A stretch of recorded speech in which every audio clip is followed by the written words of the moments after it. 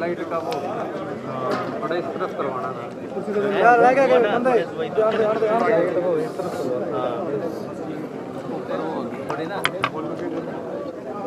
चलो जनाब, करो जी।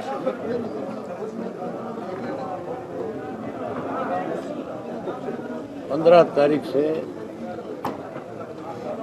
सेशन शुरू हो रहा है। सेशन बुलाया तो इसलिए जाता है तो बैठ गए कि पहले सेशन और दूसरे सेशन के बीच में जो 3-4 महीने का समय होता है, उस दौरान सरकार जो है कैसे फैसले लेती है, क्या क्या काम करती है, उसके बारे में सेशन के माध्यम से लोगों तक अपनी बात पहुंचाती है। और विधायक भी उस सेशन के दौरान अपने हल्के की बात रखता है। लेकिन हैरानी की बात है, हमारे यहाँ सेशन भी खाना पूर्ति है। एक विधायक को केवल बोलने के लिए 3 से 5 मिनट मिलते हैं। आप ये मान के चलो 3-5 मिनट के समय में अपनी बात शुरू करने से पहले उसको अपनी बात खत्म करनी पड़ती है।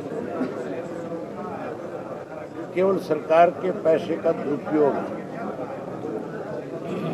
सेशन का तो ये जा रहा है 5 दिन का, लेकिन केवल 3 सीटिंग है और वो 3 सीटिंग भी केवल 5-5 घंटे की है। और उस 5 घंटे में 1 घंटा क्वेश्चन आवर में निकलता है, 1 घंटा 0 आवर में निकलता है।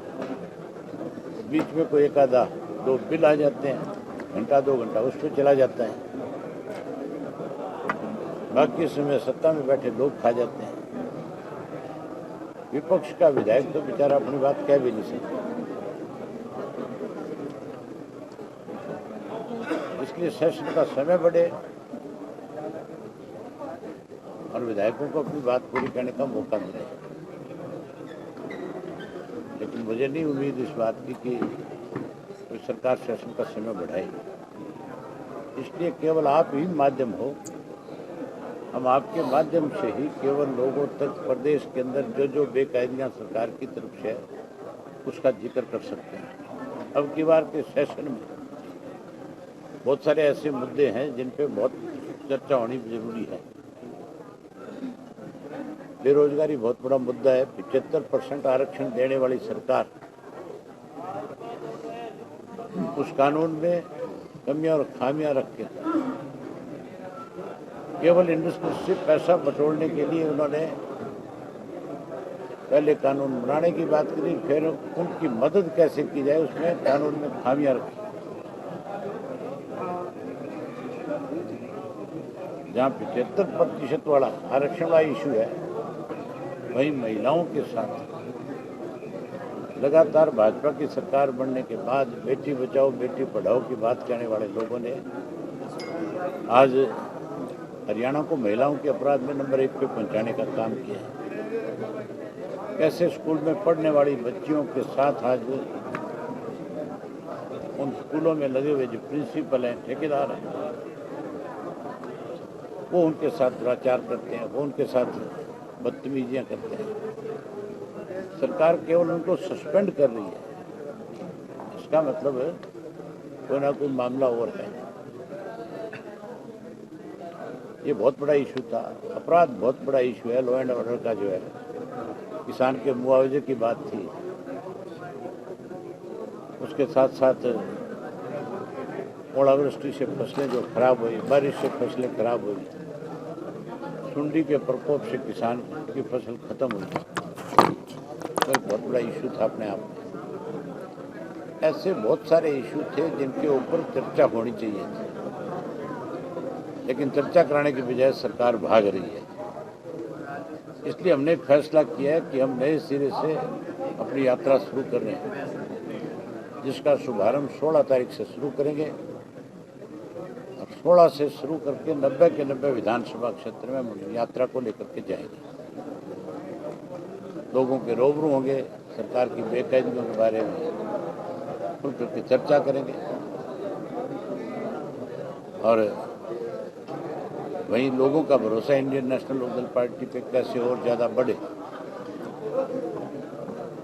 इसके लिए संगठन कैसे मजबूत हो, इसके लिए हमने अपने साथियों की ड्यूटियां भी लगाई। इंडिया गठबंधन के ऊपर अभी आप कह रहे थे, तो क्या ऐसा हुआ कि इंडिया गठबंधन पे भी आपको विचार? इंडिया गठबंधन के अंदर की करी कांग्रेस ने, कांग्रेस को मुंह की खानी पड़ी और हरियाणा में कांग्रेस की हालत और ज्यादा बुरी होगी, जहां भाजपा और जसपा सत्ता से बाहर हो जाएगी, फिर कांग्रेस भी सत्ता के नजदीक नहीं पहुंच पाएगी। सत्ता इंडियन नेशनल लोकदल पार्टी बनाएगी। सर, क्या आपकी पार्टी गैर कांग्रेसी, गैर भाजपा जो पहले होता था, तीसरा मोर्चा एक होता था, वो उसमें बनाने में हम पहले दिन से इसके पक्ष में हैं, हम पहले दिन से इसी बात के पक्ष में थे।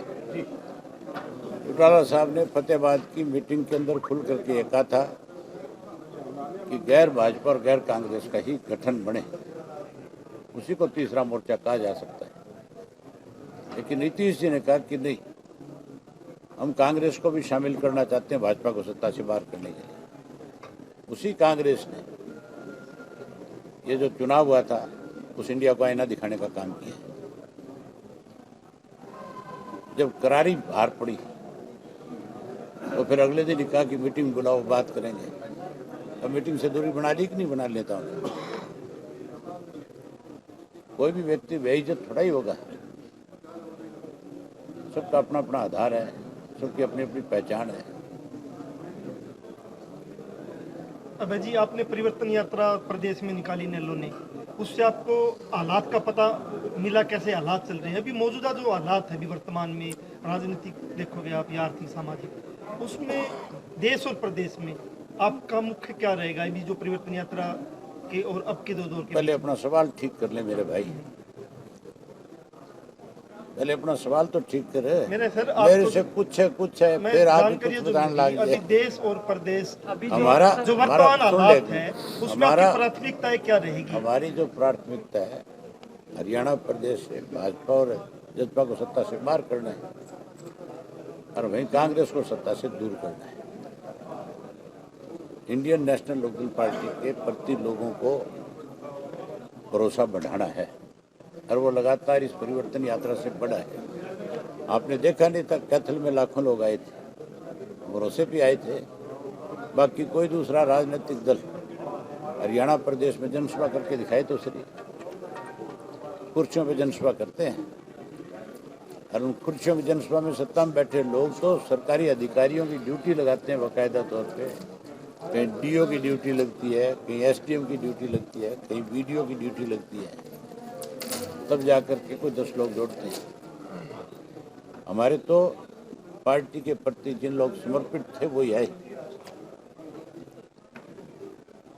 अबे जी, वेस्ट बंगाल की मुख्यमंत्री है ममता बनर्जी, हरियाणा की बात करनी कोई हरियाणा उसी अभी संदर्भ में जो पूछ रहा हूं। 5 राज्यों में चुनाव हुए हैं, हरियाणा में किस तरह से प्रभाव रहेगा? और रही बात जेजेपी पार्टी की, उनका तो नोटा से भी कम वोट मिले हैं, किस तरह से कह रहे थे कि जो विधानसभा की चाबी है जो राजस्थान की, वो जेजेपी खोलेगी ताला। एक पुरानी फिल्म थी दो जासूस, उसका एक गाना था जाके घर सुनना। उस गाने के बोल जो थे वो ये थे, दो बेचारे बिना सहारे फिरते हैं मारे मारे, बिन ताले की चाबी लेकर घूमते हैं सारे। चाबी तो ले गए लोग, ये हमारी चाबी ले गए थे और अपना लियास्थान में जाके खोया है। हमारे वाला मामला तो फिर खड़ा हो जाएगा, पर इनका मामला साफ हो गया। जो कहते राजस्थान की चाबी हमारे हाथ में है, आएंगे यहाँ घूमने तुम्हारे पास, पूछ लेना कहाँ है चाबी के। 5 राज्यों के चुनाव के जो परिणाम है, आपको लगता है इसका असर हरियाणा की राजनीति पर? बहुत बड़ा असर पड़ेगा, कांग्रेस का सफाया हो जाएगा और भाजपा जसपा से तो लोग जो है, आम जनता जो है नफरत करती है। दूर क्यों जाओ, तुम पत्रकार साथी सारे खड़े हो। इस सरकार ने ये कहा था कि बिना पर्ची बिना खर्ची के रोजगार देंगे, जो जिसके योग्य होगा उसको रोजगार मिलेगा। तुम्हारे तो हर के घर और परिवार में कोई ना कोई सदस्य पढ़ा लिखा होगा, बेरोजगार भी होगा, फार्म भी भरे होंगे, किसी एक को भी रोजगार मिला? किसी एक को मिला क्या? ये बात मैंने सब जगह पत्रकारों से पूछी। जब आपके पढ़े लिखे भाई बहन को रोजगार नहीं है, दूसरा क्या उम्मीद करेगा? ये लुटेरों का राज है कि हर हालत में सत्ता से बाहर हो जाए। सर, हिसार में मुख्यमंत्री आए थे, कह रहे थे कि लोकसभा विधानसभा चुनाव को एक साथ अगर होते तो पूरी तरह से तैयार। आप किस तरह से देखते हैं? ये 75 पार का नारा देने वाला सत्ता से बाहर हो गया था, नहीं हो गया था? ये तो लुटेरे साथ शामिल हो गए, इसलिए सरकार बन गई। अब की बार लोग जो है दोनों को सबक सिखाएंगे, चाहे लोकसभा और चाहे विधानसभा। भाजपा का हरियाणा में कुछ नहीं बटने वाला। नए सिरे से मंत्रिमंडल गठन का बात चल रही है और उसमें जजपा से गठबंधन तोड़ने की ओर से गठबंधन। कोई एक लुटेरा जाएगा, नया आ जाएगा, क्या खास बात है? ठीक।